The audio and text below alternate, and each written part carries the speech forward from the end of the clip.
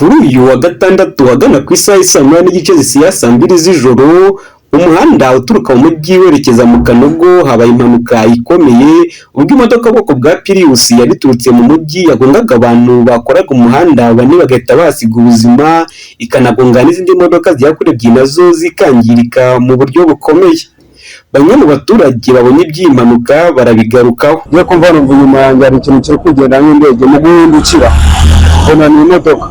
Iyo modoka iraje ihushura abantu bari kwatsira moteri hariya, iragenda ikukumba abantu bari gukora umuhanda mo hariya, mbona kubatumbagiza hejuru, aribwo ugonze na ziriya modoka zigera muri 3,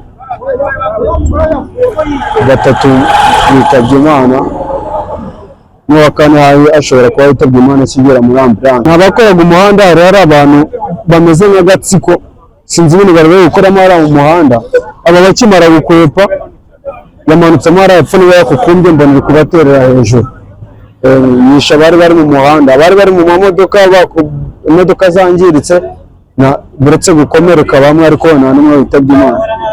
Bari gukora umuhanda nibo bitabye Imana, abandi barakomereka bikomeye. Makuru twabonye nuko bari baduhagaritse hariya muri feruje, imodoka igaturuka hariya ruguru, kandi ruguru bari badufunze umuhanda, batuyobora inzira tugomba kunyuramo.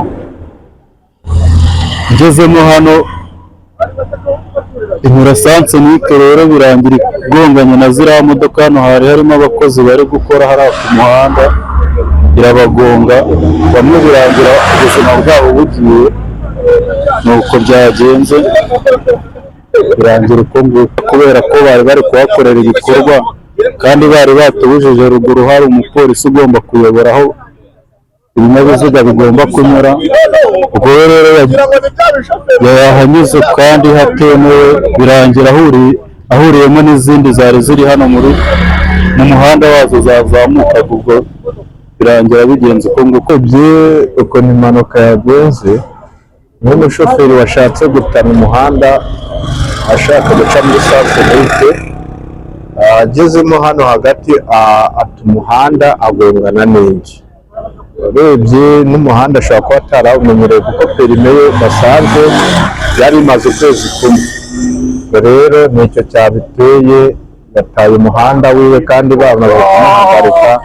Nicyo bakoraga mu muhanda nibo bahise bapfa, hapfuye 4. Undi wari ugiye muri ambulance nawe ahise apfiramo.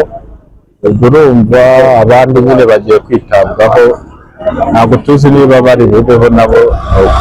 Bigaragara ko umushoferi yamanutse aca mu muhanda bari bafunze, araza ageze muri feruje, araza ahageze asanga hari abandi bantu bari kwambuka barabisikana. Umushoferi aragenda agonga izindi modoka, ahitana n'abantu basaga muri 4, abandi 2 barakomereka. 4 muri bo bahise bapfa direct, abandi babatwara kwa muganga.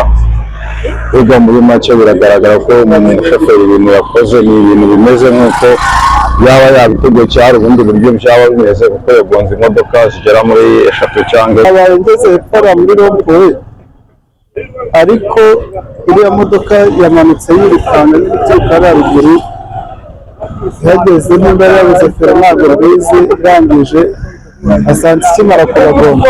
Kuzigonga ko twe twahageze feruje tuduhagarika, ariko n'ubundi twahageze ihita ikubita abamotari batsimbuye imbere, babisikanye nayo hari ihita igonga bariya abantu. Kandi bawufunze yahageze bamuhagaritse yanga guhagarara, yahageze aradeviye arakomeza araza, kandi umuhanda bari bawufunze. Abaturage kandi bemeza ko impanuka yahise ihitana abantu 4 mu bakoraga mu muhanda, mu gihe hari abandi batandukanye bagize ibikomere n'ibindi bibazo bitandukanye, maze bakihutirizwa kujyanwa kwa muganga. Bakaremeza ko impanuka yatewe n'umushoferi wagenderaga mu mwanya utari uwe bitewe n'ikorwa ry'umuhanda. Ko uyu muhanda uva mu mujyi umanuka Rwanda Kisi wari ufunze, ashobora kuba yavuye cyangwa niba ari feri ntabwo nzi ikibazo yagize, ariko umuvuduko yari afite nabonaga njyewe atari ukuvura gusa, nabonaga yajyana feri yacitse, kuko umuvuduko yari afite ntabwo wari usanzwe.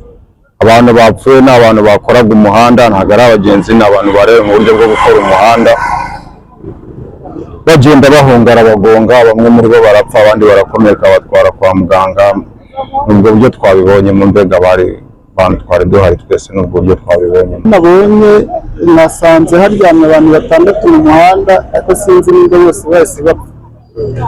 Gusa naje mpagera ndahagarara ndababona 6 yabigonze baryamye mu muhanda na ziriya modoka ziri hariya. Ubwo iyi mpanuka yabaga abantu bagera kuri 4 bakoraga mu muhanda bakaba baje guhita basiga ubuzima bwabo, mu gihe abandi batandukanye bakomeretse ndetse n'abari muri izo modoka zigera kuri 3 maze bahita bihutishirizwa kujyanwa kwa muganga kugira ngo bitabweho.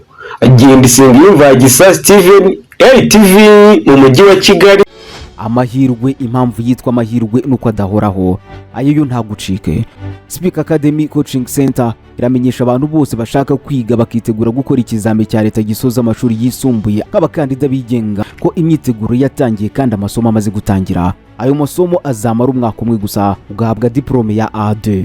Turacyakira abanyeshuri bashya mu mashami akurikira: Food and Beverage Operations, Tourism, Accounting, Customs and Tax Operations, Business Services, Plumbing, Electronic Services, Networking, Computer Applications, Software Development, Electricity, Construction na Masonry, MEG, HEG, MCE, PCB, BCG, HEL, IKK, EFK, PCM ndetse n'ayandi.